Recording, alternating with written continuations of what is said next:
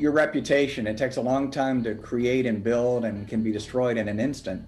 Appreciative inquiry. One of the things I've learned from that, you can go a lot further with any relationship if you approach that person with a real sense of respect and appreciation for whatever it is they're doing. It was very iconic and famous and got all kind of awards. Didn't really build the business. Unfortunately, when the January the 6th riots were going on, part of the news on social media was Kendall Jenner is heading to DC now with a case of Pepsi. And I think that's the danger that some brands face today. They make some stupid brand move and then all of a sudden they go from hero to zero. Kip Knight is in the top echelon of marketing leaders in the world. Kip's phenomenal career spans decades in senior management and C-suite roles for Procter & Gamble, PepsiCo, KFC, eBay, and H&R Block. He's even been a consultant to the White House. Today, he's an operating partner with Tomvest, a venture capital firm in Silicon Valley. In 2019, he co-wrote the book Crafting Persuasion with Bob Pearson, another guest of our show. In this book, they outline the secret sauce of high-impact marketing and outreach campaigns. Kip has launched and led some of the world's most well-known brands. Come and get an insider's look at company brands and the perceptions they create as we dive into how marketing really works. Hello and welcome to the LifeWorks podcast. Joining me today is Kip Knight. Kip, thank you so much for taking time to spend with me today. Thanks, Mark. Looking forward to it. It's going to be fun. What is a brand and what makes a good brand? Okay, so let's pretend that unfortunately the human race gets wiped out and a millennial goes by and you have creatures from another planet come down and they're holding up what we would call a Pepsi can. And they would look at it and they would find it to be an interesting archaeological artifact, but they wouldn't know anything at all about what the brand Pepsi stood for. And the way I think about a brand is it's the collective human consciousness of the good, the bad, and the ugly of whatever you associate with that particular product called a brand. So what brands are really doing well right now in your mind? I'm biased toward Apple. I've been a Mac user my entire career. I'm an Apple shareholder. I believe in the brand that strongly. And they just go from success to success because Steve Jobs had another really good definition of a brand. Brand equals trust. And if you think about it, among the brands you really love, if I ask you the question, how much do you trust that brand? You'd probably say absolutely or a lot. And I could probably also say, well, are there any brands that you used to love and you don't love anymore? More than likely, somewhere along the way, they broke that trust. And it's like your reputation. It takes a long time to create and build and can be destroyed in an instant.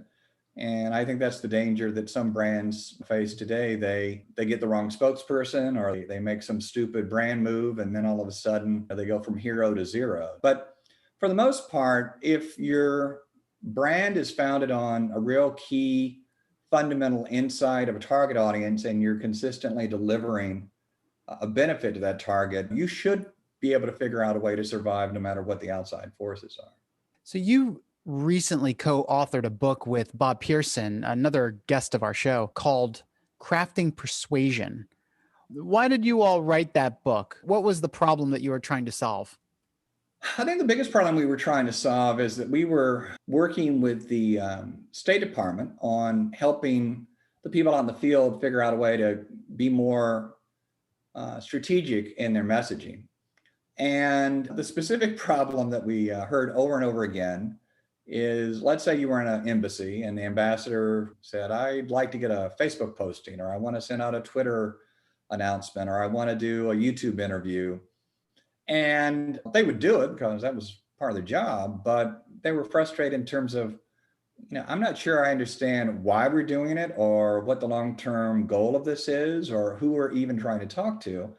And we need you guys to come in and try to create some type of a way of thinking about this to frame the conversation so that our upper management, so to speak, quits doing all of these short-term executional exercises and gets more strategic in terms of how we communicate with our target audience. So that was the genesis of it. And what we basically did is we took a lot of the learnings that I had from Procter & Gamble, which I think is pretty darn good at figuring out strategic communication, along with all the work that Bob had done over the years with various agencies and companies he'd worked with. And all modesty aside, I think it's one of the better books out there if you're trying to figure out what's the best way to create a viable, practical, and yet strategic approach to how you do communication. And it doesn't matter if it's a one-on-one communication or you're talking to millions, the fundamentals are always going to be the same. You talk about the origin of the book, starting with a call to come to the White House.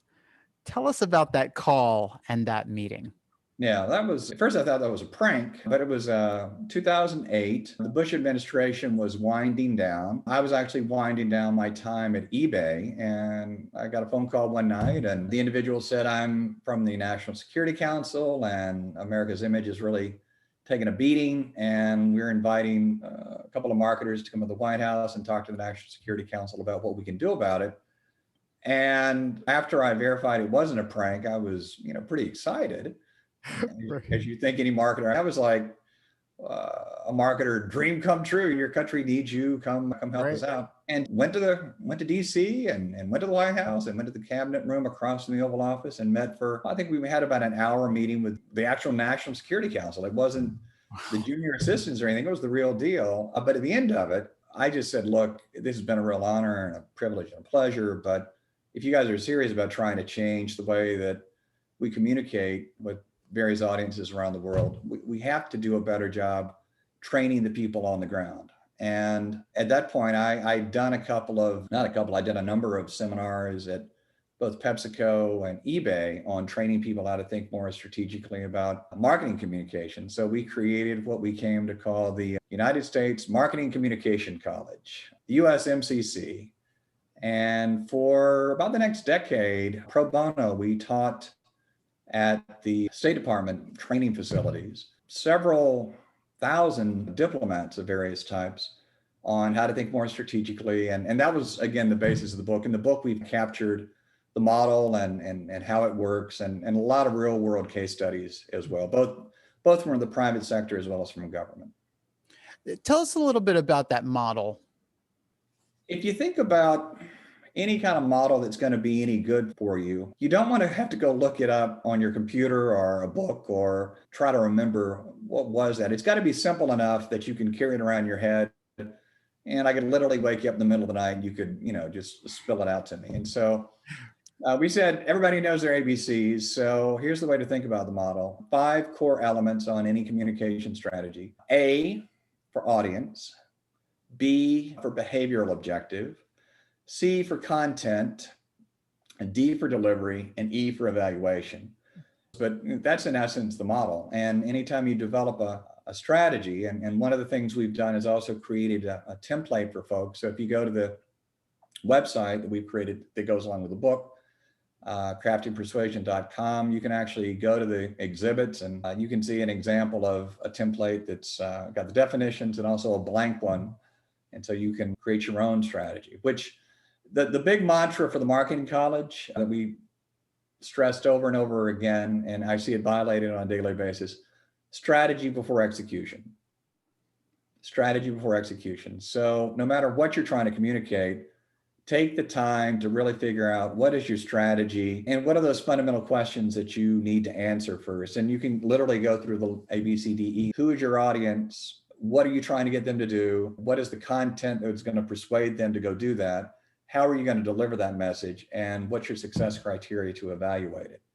So this is not rocket science. This is not very complicated. And yet I would argue way too many folks don't do it at all. And if you want to go back to the example of great brands, I can tell you that great brands absolutely would check every one of those questions off consistently. So if you take nothing away else from this podcast, I hope people remember strategy before execution, and perhaps our book can help them figure out how to do that. So a lot of companies and marketers, as you said, focus on just content and delivery of their marketing campaign. What's the price that they would pay if they didn't follow the model as you've outlined it? I think a one-word answer would be confusion. Their potential audience doesn't ever even find out about them because they haven't figured out where does that audience consume their media? What does their audience care about? What would be a motivating benefit for that audience? And it also makes it really difficult for the next team that comes along and is in charge of the marketing because there's no thread. The reason I'll mention Geico as another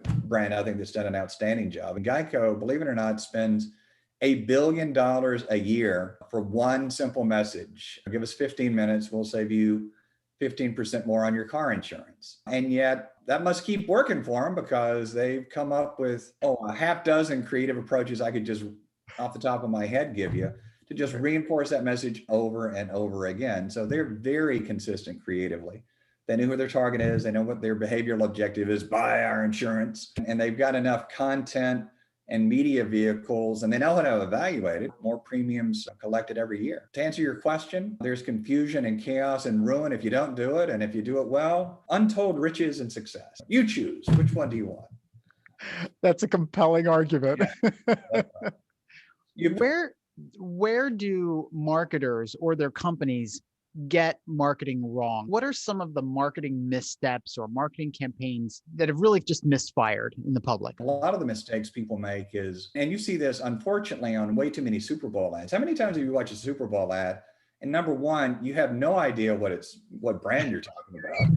Number two, you have no idea what benefit they're selling. And number three, you're not quite sure what they want you to do next. Other than that, the agency and the client got to go to the Super Bowl and have a good time. There's no real lasting benefit from what they've done. So look around. You don't have to look very far to see examples of really disappointing advertising. And in a world in which everything is being measured and what's the ROI and how do we cut money, one of the fastest ways of decimating your marketing budget is to be non-strategic, to not really be able to demonstrate any benefit from your marketing. And I guarantee your finance friends will come in and go, thank you very much, we'll take it from here.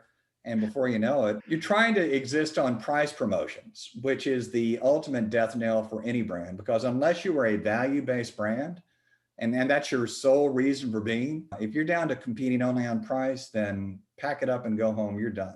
What are some of your favorite campaigns? If you go back 10 years and remember hi, I'm a Mac, I'm a Windows, those ads talking about the Macintosh computer, those are classics. More currently, and a friend of mine actually did these ads, Farmers Insurance. We know a thing or two about insurance because we've seen a thing or two about insurance. Of course. If you think about it, as opposed to a Geico ad, which is primarily talking about what a great value they are, Farmers never really talks that much about price. They talk about expertise. And obviously that campaign must be working for them because they've run it for a number of years. And I'm sure in their research, in terms of name a brand that knows what they're talking about, they would rank high. Capital One is another one that, even though I find the creative a bit irritating, they've really drilled home the idea of what's in your wallet. And if you think about your own habits, you probably only are going to use one or maybe two credit cards in your personal finance. And I'm sure one of the reasons they've continued to do well is that credit card, Capital One credit card, has become the credit card of choice for millions of users. So again, my criteria for success is not only does it get your attention, is it focused and memorable? Does it have a meaningful benefit and action, call to action? But what were the business results? And you add all those up. And unfortunately, that's a shorter list than a lot of agencies and brands would like to think about. A lot of ad campaigns go nowhere and they're just a waste of money. Mm-hmm. Yeah. What do you think are some of the misconceptions that people have about marketing? And what is the truth that people need to know about how marketing really works? I think the biggest misperception people have about marketing is it forces people to do things that they don't want to do. I think a lot of folks think of marketing the way they think of used car salesmen. They're pushy, they're loud, they're arrogant, they're insensitive. And to me, the mantra that every marketer ought to have is, and this is basically what gets drilled into you at Procter & Gamble, our mission is to listen and respond to the voice of the customer. And if you think about it, if you've got a C-suite of executives and you're sitting around the table, the sacred duty of the marketer is to represent the consumer at that table. And with all due respect to the other functions, nobody else is going to speak up for the consumer. If marketing doesn't listen and respond to the voice of the customer, nobody will. With all due respect to the finance folks, that's not their number one goal. Their They're not really thinking about that. Neither is operations, neither is IT, neither is legal or HR. The only function that is there to represent the consumer is the marketing person. All those functions are really important, but I believe the marketing one is especially important because of the importance of making sure that the person who makes it all possible, that is the ultimate consumer, if they're not strongly represented and that's not top of mind on everything you do on a daily basis, then the brand's at risk and the business is at risk. And again, Procter is, again, I'm such a, continue to be a big fan of that company. Great company. Their mission is touching consumers' lives every day, which they do. They've got products that I guarantee you've used throughout the day, week, year, your life. And a lot of their success has been because they've just got that consumer front and center on every single thing they do. And it trumps anything else in terms of how much money can we make or how much social media presence can we generate or any of that stuff. Just making sure people feel like they've got a trusted partner with that brand is top of mind. And that's what great marketing is. And that's what great marketers do. Any final thoughts that you want to share with us? Appreciative inquiry. And one of the things I've learned from that is you can go a lot further with any relationship if you approach that person with a real sense of respect and appreciation for whatever it is they're doing. And one thing my mom taught me, and this has worked almost every time, I've had one or two instances where it didn't work. But if there's something you really want to learn about and there's an expert, if you go to somebody like I go to Mark and I say, Mark, I understand you are really good at doing podcasts, and I would be so appreciative if you could just teach me one or two secrets of your success. It's amazing. I've asked that question hundreds of times to very powerful people, and most people are really flattered if you approach it in that way. So the one thing I would leave everybody with is what can you do in terms of appreciative inquiry with the people that you either know or would like to know to enhance your own knowledge of the world and maybe make them feel a little bit better in the process. This world needs a lot more appreciation for everybody. And if we all do it on a daily basis, I think we might be a little bit more fun place to live and work.